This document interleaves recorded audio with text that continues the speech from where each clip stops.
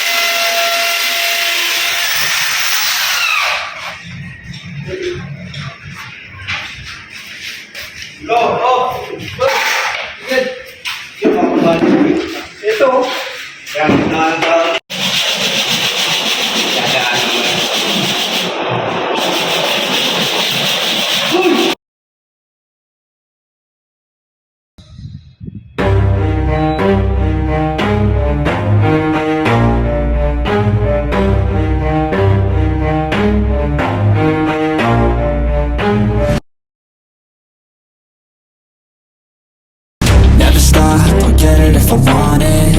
Gotta make to myself a promise. I won't quit, keep going till I got it. I won't give up till I'm on top. Yo, no, I ain't the type to give up. If I do something, man, I do it till I get what I want. I turn a business out of nothing into something I love. I got a poker face, but honestly, I'm not one to bluff. I flip a switch, never miss, man, I always stay up. Don't let them see you, bitch, always have a plan to stay tough. This life ahead of you ain't easy, it was built to be rough. But that's what makes a personality, is tragedy, bruh.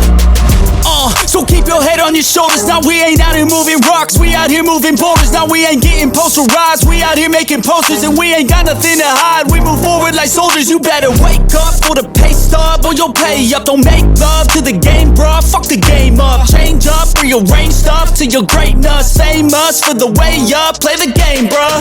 Never stop, I'll get it if I want it. Gotta make to myself a promise. I won't quit, keep going till I got it. I won't give up till I'm on top, yeah.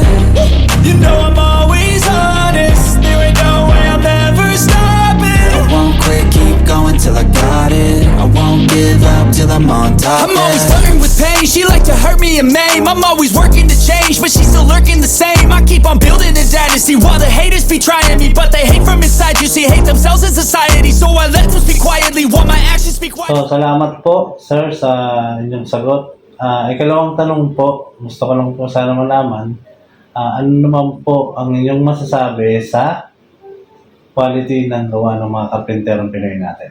Okay, Mike.